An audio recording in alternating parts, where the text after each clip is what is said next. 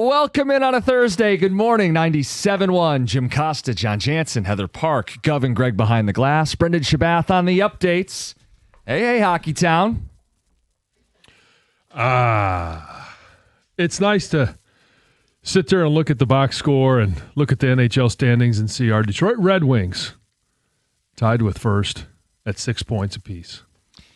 As ugly as they looked in their opener, John, their coach called them out, and they've rallied for 3 straight wins, all in division, all against teams people expect to make the playoffs, and all in regulation. And the young guys don't look out of place. There's a lot to be happy about with this team right now. It is. It's exciting. And so since you're the hockey guy, when do you look and say, because I'm not going to look at 4 games and go, okay, yeah, this is a playoff team. It's way too early for that. Is like in baseball, we talk about, the 50-game mark. And, or Sparky's 40-game mark. Right. Whatever number you want to use. Where is it in hockey where you start to look and say, okay, this team is whatever it is? Yeah. I mean, the first benchmark that most people go by is Thanksgiving, not Canadian Thanksgiving. Oh, I was going to say, we just had that, right? This is a Canadian sport. But Thanksgiving, late November, is typically your first checkpoint. Yeah. And no, you can't make the playoffs by Thanksgiving, but you get a sense of what kind of team you are. And then I think a lot of people, casual hockey fans, start tapping in around January. Oh, sure. When the football season starts to wind down. Exactly. So there's a same couple. Time you check in with basketball. There's a bunch of those checkpoints. And then I know there's another one I don't want to talk about today, which is MARCH. We'll worry about that later. I'm feeling good. Vibes are high. But those are some of the checkpoints as we go. I mean, the deadline is in MARCH, so we'll see where that goes. Okay. But I like this because I'm seeing. I'm sorry that you have to spell words. You're a big boy. You can handle it. But what I'm liking is they put these young guys into the deep end. Emmett Finney's playing on the first line, and they don't have Lucas Raymond. And I thought he played good minutes with Larkin and Appleton. Axel Sandin Pellikka is on the power play. He's playing big minutes. Him and Simon Edvinsson paired up. It was one of those things that made sense on paper, right? The big, physical, stay-at-home defenseman with the smaller, puck-moving offensive defenseman. Like, that looks good on paper. John, it's looked good on the ice, too. I think that's the biggest thing. Well, it is. And obviously, the only thing that really matters is getting those wins, getting them in regulation. But you start looking at all the goal differential. And a lot of these things we'll look at more as we get a larger sample size. But scoring 14 goals to this point this year, where I'd like to see a little bit more improvement is on the defensive side and, making it a little bit easier on your goalie. Right, because the game against Toronto, they got outshot like 3-1. Right. And so, okay, hey, hats off to, the goaltenders. Yeah. But that's not sustainable. No, and it's been Talbot the last 3. Right. And he's looked good, but you're right. You can't ask your goalie to be a hero. I thought yesterday, though, last night specifically, you're trying to hold a lead, a 1-goal lead against a team that's won back-to-back cups. You're a young hockey team. And I thought Henrik Lundqvist on the TNT set made a great point post-game where he goes, for years the Wings have been kind of a young team with some talent. Tonight they looked like a smart team. Yeah. You're not going to say they had a bunch of bone-crunching hits, but they were responsible defensively. They didn't allow them to get suffocated in their own end. They played winning hockey in the third period. They had to kill a penalty on a BS bogus call to Pellikka. It looked like a team wiser than their years. For one of the younger teams leaning on a lot of younger players, I think that was a pretty good observation. And along those same lines, I think I wasn't here on Friday, and I know that I'm sure you guys laid into him a little bit, rightfully so. And I know that Todd McClellan laid into him as well.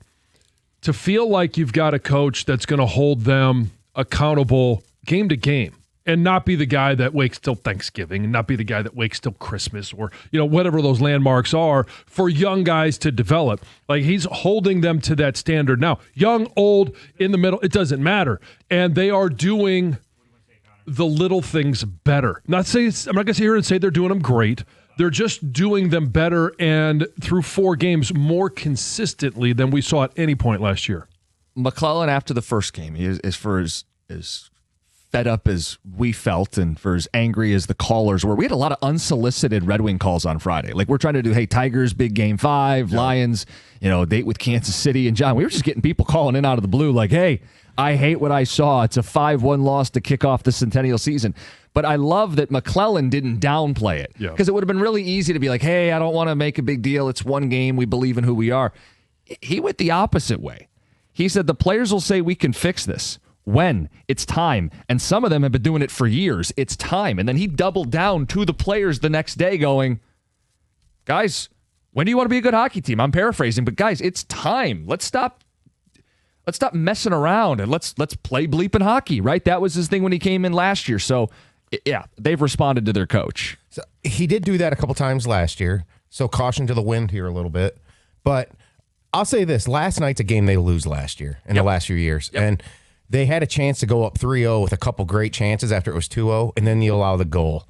And then that's where you end up losing that game last year. And the other good thing so far is Appleton's got 2 goals. Yeah, we've got a ticket text. Who is this Appleton guy? Well, he was like a bottom 6 dude for Winnipeg last year, a good President's Trophy Winnipeg team. Local guy, played his hockey at Michigan State. He's not supposed to be on the top line, but here he is scoring goals. They need someone in a pinch, and he's stepping up. Yeah, I mean, that's what you got to do. If you're going to be a team that's contending at the end of the year, you're going to have moments throughout the course of the season where guys step up and play. And we talked about it, was it 2 years ago? Dylan Larkin's down, and all of a sudden, hey, they fall apart.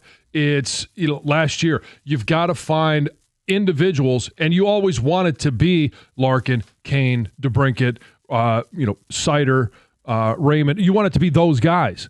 But it's not always going to be. And when those guys are in a funk or they're not finding the back of the net, someone has to. Yeah. 248-539-9797. Few minutes on the Red Wings. Also, a reminder, we have Red Wing tickets to give away for every home game as part of the Centennial season, which means we'll have tickets today to give away for Friday night against the Tampa Bay Lightning. We'll also have tickets to give away tomorrow for Sunday's game with Connor McDavid in the building. So, hey, 3-1 start helps. People want to go out there. We've got tickets. Be listening today for your chance to win them. Let's get to Connor in Chesterfield. Connor, good morning. Good morning, boys. How you guys doing? Good. I just want to know how you guys feel the Wings will stack up against playoff teams if they do make it. I mean, playoff hockey is a totally different breed. I just feel like they lack the physical. Like, you look at teams like Florida, even though they just beat them yesterday. They got Sam Bennett and Tkachuk when he comes back. Winnipeg with Adam Lowry. All these teams got big bodies, and it's a totally physical game in the playoffs. Well, 2 things. Big bodies and physical hockey tend to go hand in hand, but they aren't always the same thing. Like, right. I look at someone like Casper who plays with an edge. I don't think people would label him as like an overly physical player. In terms of bodies, they have them. Right? Elmer Soderblom's enormous. Yes. Michael Rasmussen is a big dude. I don't think he plays to his size enough. Edvinsson is a giant of a man. They do have some size on this team. It's more about collectively lines 1 through 4. Are you back checking? Are you getting into the corners? Are you finishing your checks? And that's guy 1 through 20. I mean, that's Alex DeBrincat does some of that stuff too. He doesn't get enough credit for. You got to play physical hockey up and down your lineup. What you do, and for the young guys, they need to get more comfortable, round out their game, and figure out, okay, at this level, what does playing physical mean? Mm-hmm. And I, again, if we're going to talk about how they match up in the playoffs, okay. I know, I kind of wanted to say, like, we're only through 4 games. If you want to have a head-to-head, well, they just played Florida. And they beat Toronto, who made the playoffs last year twice, so and we think Toronto will be in the playoffs. Again, no one's saying that these games are the intensity of or are equivalent to playoff hockey. But as we've learned, every single point at the end of the season will matter. So stack them up as quickly as you possibly can. And that game last night is just as big as the last game of the season if you're a point out or if you're a point up. Yep. Well, there's no doubt about it. So look, it sure beats the alternative. When the schedule came out and people looked at who they had to play. Yeah. Ooh, that's a tough start. 1-5, 0-6. When are they going to win their first hockey game? And then they lose the first game 5-1, and you go, when are they going to win their first hockey game? 3-1, 3 straight wins, a much better response from this team. And again, the young guys don't look out of place. So day by day, Vibes are high, good times. And the only thing I'll add again is, okay, tough first day. The response from McClellan. Got a response from his team. Mm-hmm. At some point during the rest of the season, there's going to be a 3-game skid, a 4-game skid. God forbid there's a 5-game skid. And you want to feel like you've got the leadership that can pull these guys out of it. Let's get to Ethan and Warren. Ethan, good morning. Morning, guys. How you doing today? Good. I just wanted to chime in here. What I've been most impressed with thus far from this team is something that I pray is sustainable, but it's the play of the third and the fourth line. And you guys touched on it briefly. It's the thing that has evaded this team for the past several years. You can't make the playoffs, let alone win in the playoffs, with a bad third and fourth line. And we have just, once those top 6, forwards get off the ice, it's been awful for this team the past few years, especially in MARCH. When stuff hits the fan and it starts to get real. But I have been very impressed. I mean, we had a few times last night specifically where the fourth line was out there. Our best offensive shift in the first 2 periods was with the fourth line on the ice. Yeah, you're right. I mean, that's deep hockey teams are winning hockey teams, and I don't know how sustainable it is right now, but I like the point by you, Ethan. I think it's a good one. And the other thing that you really see your depth show up is specifically like the third and fourth line guys on your penalty kill. Mm-hmm. Like the last year penalty kill was terrible. You know where it is now? And again, only 4 hockey games. It's top 10. So again, that's where more of your depth guys shine, is in those gritty, gutty minutes. And if you could do it against teams like Florida and Toronto, and there you go. All right, 248-539-9797. We can keep taking Red Wing calls. We've got the Thursday touchdown at 6:35, working some of the big storylines in college and the NFL going into this weekend. And one of those storylines, Brian Branch, suspension upheld. We'll get to that next, 97.1.